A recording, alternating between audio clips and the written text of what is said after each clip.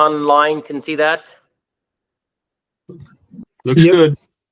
Okay, so this is where we ended just before the presentation started. So these were all the forecasts we received from all the teams, plus the official forecasts in red.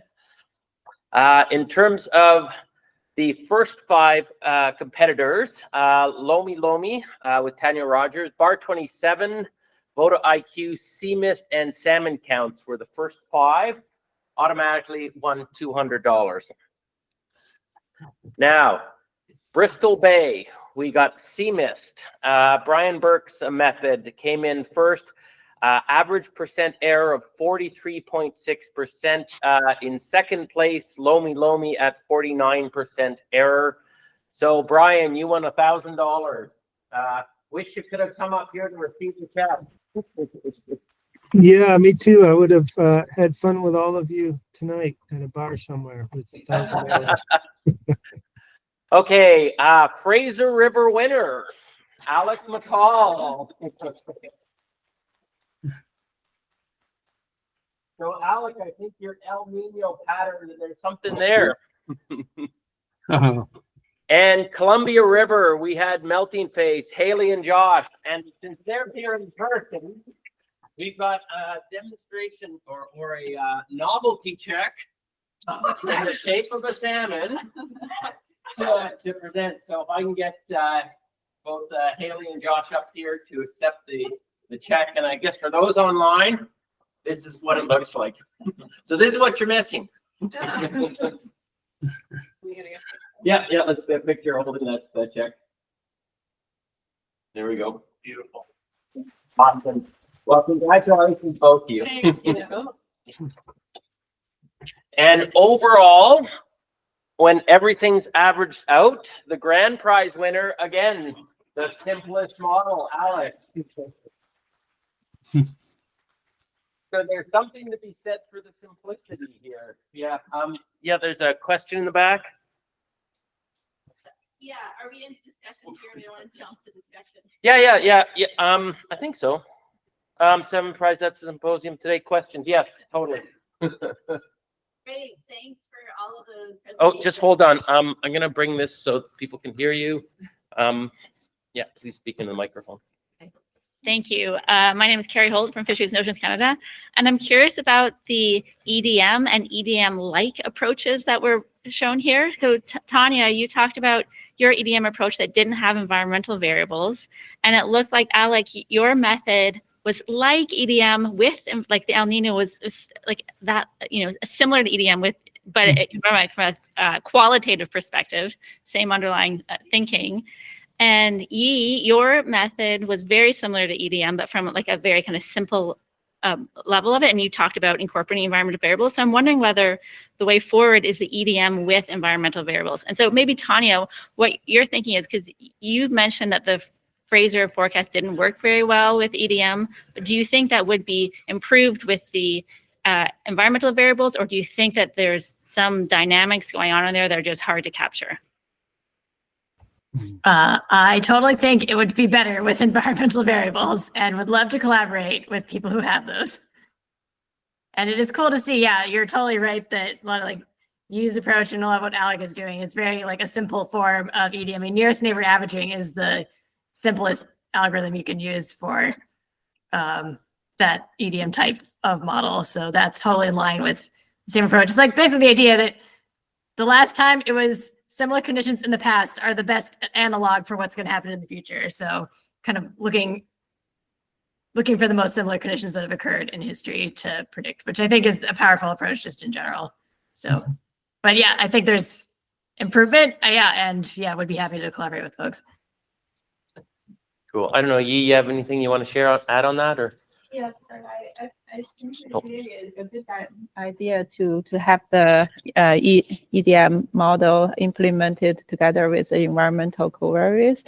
Not only because it can probably enhance the forecast predictability, but also I think it can share us with some underlying mechanisms that associate, because that method basically you can know what's going on there and see which which factors, and also know the factor itself, what's the driven shape look like. So I think that's more important for us to understand why it's going to be like that, if that makes sense. Yeah.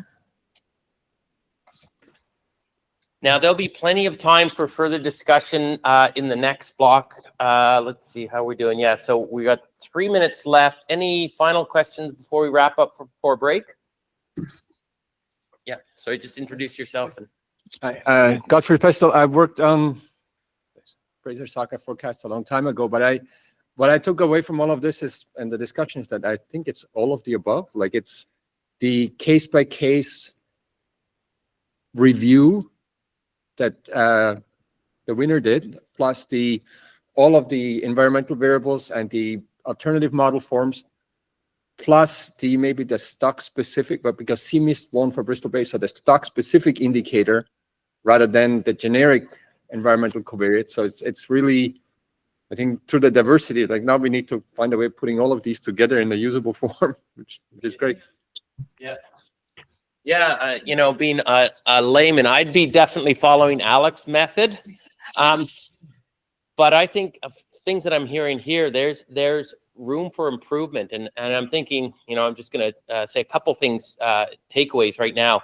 If we can make it easier for folks to get those covariates, that would be a benefit, because I kept hearing it over and over again. It's like, I didn't have time. That'd be another thing. I need a greater runway to run this stuff. Again, we need greater access to covariates. And to Tanya's point, making sure she's not spending all her time trying to transform the brood tables. So if we can get those brood tables super easy, super accessible, most of the time then can be spent on, let's pull in some of those covariates. Let's pull in some of those additional things. Let's start developing out those models. So I'm hearing a lot of opportunity for improvement here, because this is the first pass through. You know, we'd never done this before, so I had no idea what was going to shape out. But what I'm learning from discussions from each one of the presenters, if we ran this again, those would be the things I'd want to try and make better, so that they could have a better chance at performing their models. So I don't know. We're kind of almost at break, but anyone online have anything they want to add? Yeah, Sam. Yeah, I'll just second that about the brood tables. I spent a lot of time trying to format those. Yeah, they're real pain in the ass. I hate to complain. They are a pain in the ass, yeah. It was not fun on our end. I'd never tried to standardize brood tables before. I thought it'd be, well, how hard can it be? We spent weeks trying to standardize that stuff.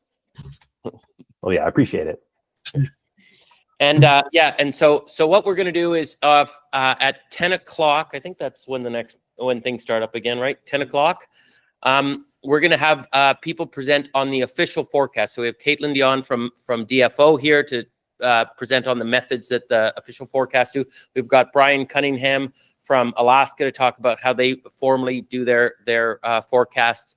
And then might have Jeff Fryer talk about how he does Columbia River from CritFix perspective. I know he's got a conflict. And then we want to open it up for discussion, because I want to see this cross-pollination between this kind of frontier approach of just sort of, you know, throw yourself in and try out whatever method you think, and what sort of cross-pollination we can get between the folks that do this officially, and then explore, is this worth pursuing? What good looks like, what we should do differently, what should we double down on if we were to pursue, and also, is there a sugar mummy or sugar daddy out there that can put some serious money into this competition? Like put $100,000 or $1 million down and really make this a competition. So anyways, Alec? Yeah, I just wanted to mention, I've done an enormous number of stock assessments, all non-salmon. But the one thing nobody appreciates and that you're getting at is that the bulk of the work is in collecting and compiling the data. And that's 99% of a stock assessment. So I'm solidly behind you there. So if we can make that part easy, all your effort then is put into, okay, how do we get good at this? Yep. Very cool. All right. Well, thank you very much, everyone online. We'll keep the online portion just open for the break, but we'll plan to regroup at 10 o'clock. And thanks, everyone.